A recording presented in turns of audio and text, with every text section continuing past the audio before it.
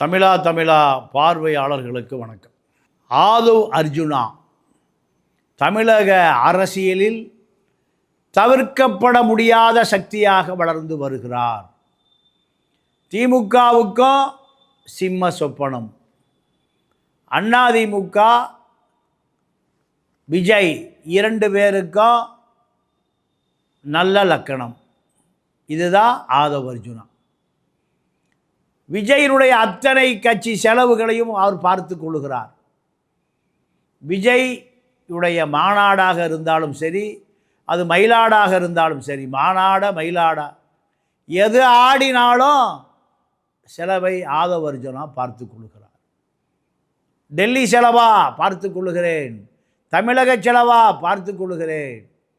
இப்படி அறிவிக்கப்பட்ட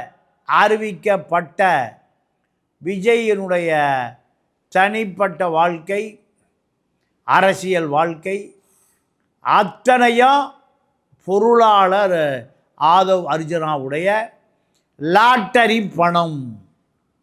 இந்த லாட்டரி பணம் 200 வழக்குகள் நிலுவையில் சிபிஐயால் காத்து கொண்டிருக்கிறது. எந்த நடவடிக்கையும் இல்லை. 4000 கோடி வரி கட்டுகிறார், 8000 கோடி வரி ஏய்க்கிறார். பாஜகவினுடைய வேண்டப்பட்ட நபர், திமுகவுக்கு வேண்டிய நபர், விஜய்க்கு விருந்தாளி நபர், எடப்பாடிக்கு கூட்டணி ஒட்ட வைக்கிற நபர். இப்படி பல வேஷங்களை ஆதவ் அர்ஜுனா தமிழ்நாட்டில் குறுகிய காலத்தில் வந்துவிட்டார். இவரை விஜய் கட்சியினுடைய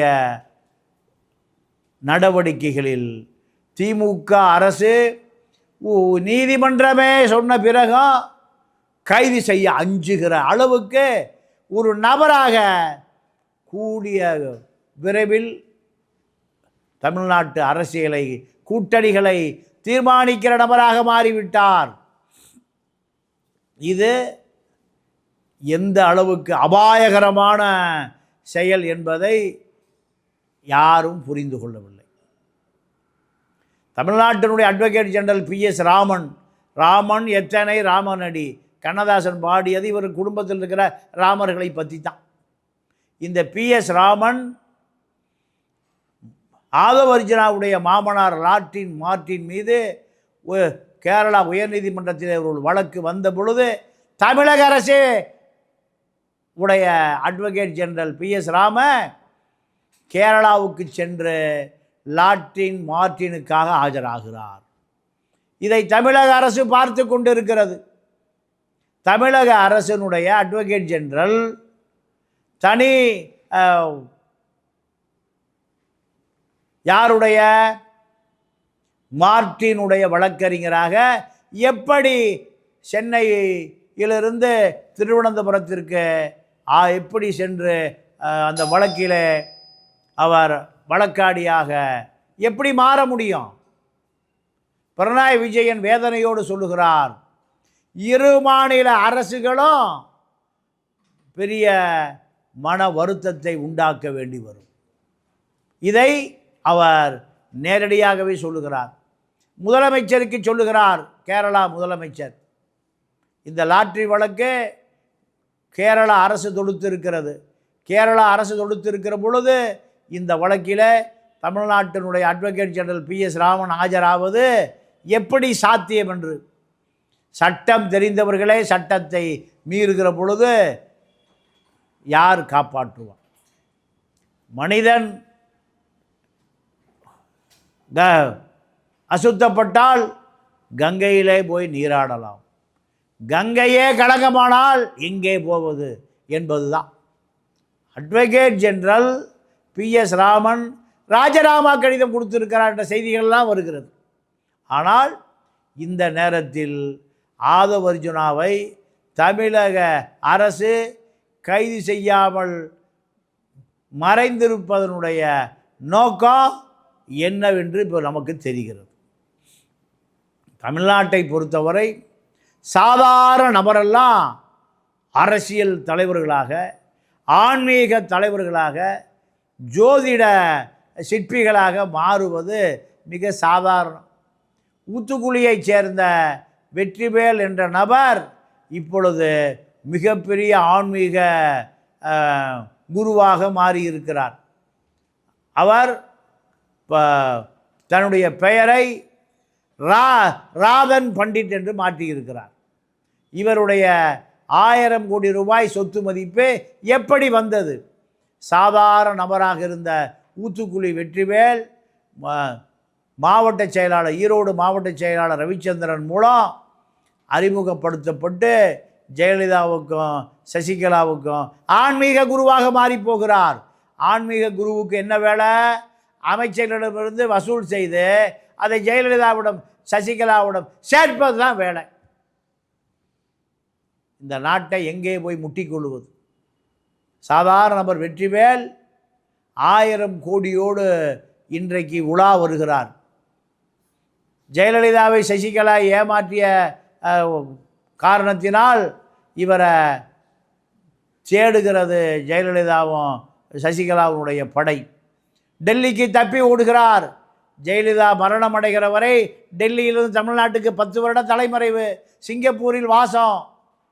டெல்லியில் இருந்த பொழுது கார்ப்பரேட் முதலாளிகளுக்கு வெற்றிவேல் பண்டிட்டாக மாறுகிறார். எப்படி? இந்த ராதன் பண்டிட் இப்பொழுது ஆன்மீக குருவாக மாறி அமைச்சராக இருந்த முன்னாள் வேலுச்சாமிக்கு ஜாதக கிரக பலனை எல்லாம் கணித்து அமைச்சராக்கியது அவர்தான். அதிமுகவில் அமைச்சராக வேண்டுமென்றால் ஜாதக பலம் சரியாக இருக்கணும், ஆன்மீக பலம் சரியாக இருக்கணும். இவரை போன்ற போலி சாமியார்களுக்கு கட்டிங் கொடுக்கணும். இதுதான் அங்கே தகுதி. டெல்லியிலே ஒளிந்து கொண்டிருந்த பொழுது இந்த வெற்றிவேல் என்ற ராதன் பண்டிட் டெல்லியில் இருக்கக்கூடிய கார்ப்பரேட் முதலாளிகளுக்கும் கள்ளச்சந்தை வியாபாரிகளுக்கும் அரசியல் தரகர்களுக்கும் ஆன்மீக குருவாக மாறி மெடிடேஷன், ஆன்மீக யாகம், பூஜை, நள்ளிரவு பூஜை, பகல் பூஜை, இப்படி பல பூஜைகளை போலியாக செய்து அவர்களுடைய மதிப்பை பெற்று இப்போ ஆதவர்ஜுன் வழியாக விஜய் தான் முதலமைச்சர். விஜய் தான் எடப்பாடி முதலமைச்சர் ஆக முடியாது. இப்படி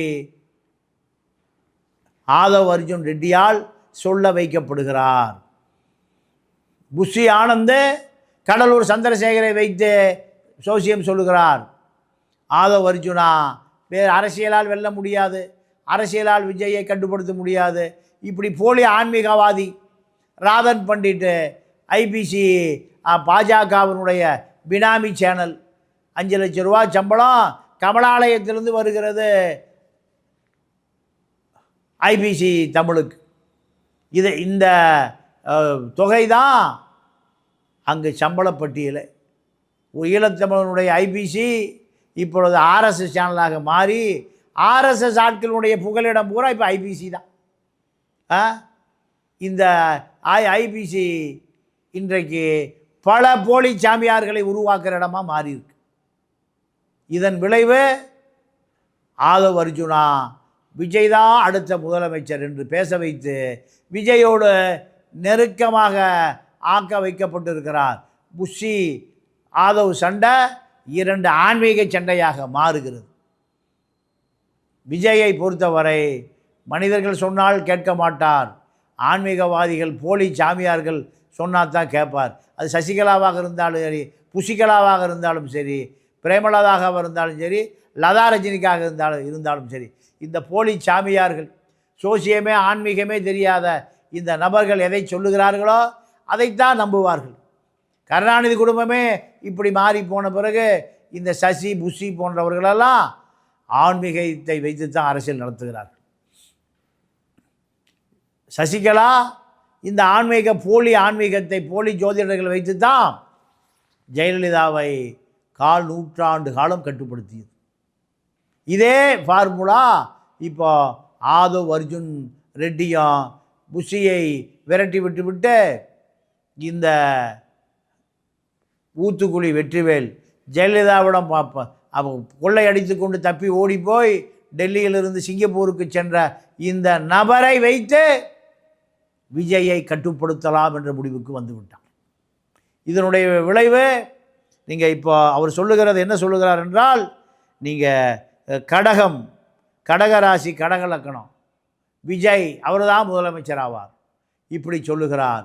இந்த கடகராசி கடக லக்கணம் இதையெல்லாம் கணித்து கொடுத்தவர் யார் என்றால் இந்த ஊத்துக்குளி வெற்றிவேல், ராதன் பண்டிட். இதெல்லாம் போகிற போக்கிலே வருகிற போக்கில் யார் எதை சொன்னாலும் நம்புகிற முட்டாள்களாக ஆன்மீகவாதி மாறி போய்விட்டான். இப்படி மாறி போனதனுடைய விளைவு இவர்கள் அதிகாரத்துக்கு வருவது, ஆட்சிக்கு வருவது, இந்த ஜோசியம் போன்ற இந்து மத குப்பைகளால் நீக்கமர நிரப்பப்பட்டிருக்கிறது. இந்த இந்து மத குப்பைகள் தான்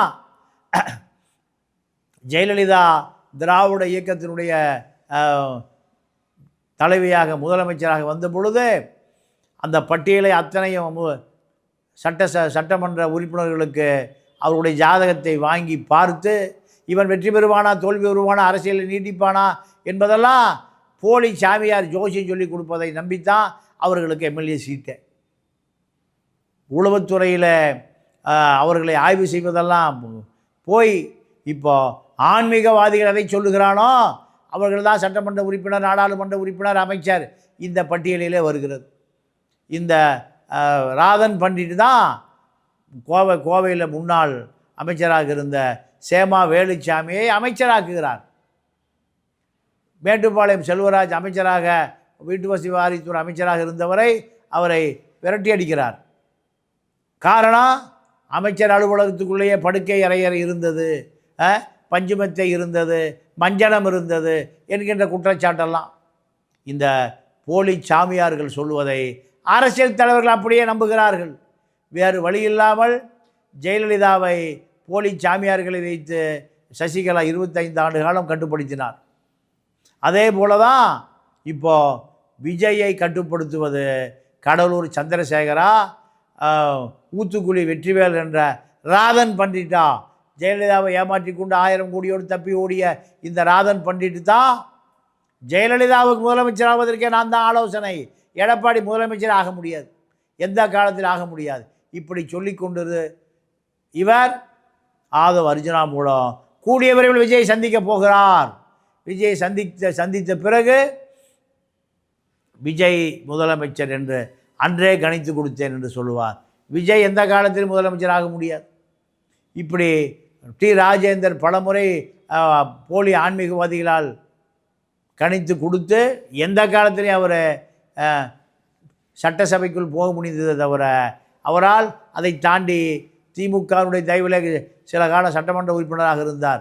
அதற்கு பிறகு அவர் பார்க்காத ஜோசியமே இல்லை, அவர் பார்க்காத ஆன்மீகமே இல்லை, அவர் பார்க்காத ஆன்மீகமே அத்தனையும் கூட்டல் கழித்தல் பெருக்கல் சுக்கிரன் கடகம் இதெல்லாம் பார்த்து அவரால் அரசியல் நீடிக்கவே முடியாமல் போய்விட்டார். இது போன்ற போலி சாமியார்களுடைய ஆதிக்கம் அரசியலுக்குள் வந்தால் தமிழ்நாட்டினுடைய நிலைமை 25 ஆண்டு காலம் ஜெயலலிதாவோட மாற்றிக்கொண்டு முழித்ததைப் போல இந்த விஜய் அரசியல்வாதியாக ஆன்மீக ஆலோசனைகளை கேட்டு சனிக்கிழமை தான் போவனார். அங்கே 7.5 சனி மூலம் 41 உயிர் நாம் இழக்க வேண்டியதாகிவிட்டது. இப்படி இப்பொழுது 20 லட்சத்தை கொடுத்து இந்த 7.5 சனியிலிருந்து மீண்டு விட்டார். ஆனால் மீண்டும் கடலூர் சந்திரசேகரை போல ஊத்துக்குளி வெற்றிவேலை போல நபர்கள் ராதன் பண்டிட்டாக மறு உருவம் எடுத்து ஜெயலலிதாவை ஏமாற்றி இந்த நபர்களால் இப்பொழுது அரசியல்வாதிகள் ஆக்கிரமிக்கப் போகிறார்கள். விஜய் ஆக்கிரமிக்கப் போகிறார். விஜய் இந்த ஆன்மீக வட்டத்துக்குள் ஒளிந்து கொள்ளப் போகிறார். இப்படியான சூழல்தான் விஜய்க்கு நெருக்கமாக மாறிக்கொண்டிருக்கிறது. ஆக மொத்தம் இந்த ஆன்மீக ஜெயலலிதாவிடமிருந்து விடைபெற்ற ஆன்மீகம் போலி இந்து மத குப்பை இப்பொழுது விஜயை பீடித்திருக்கிறது. எடப்பாடியும் மாந்திரிகம் கயிறு, மஞ்சள் கயிறு, சேப்பு கயிறு, பச்சை கயிறு கட்டி கொண்டு இருக்கிறார். இருந்தாலும் அரசியல் எங்கே போகிறது என்பதை பொறுத்திருந்து பார்ப்போம். மீண்டும் சந்திப்போம். நன்றி, வணக்கம்.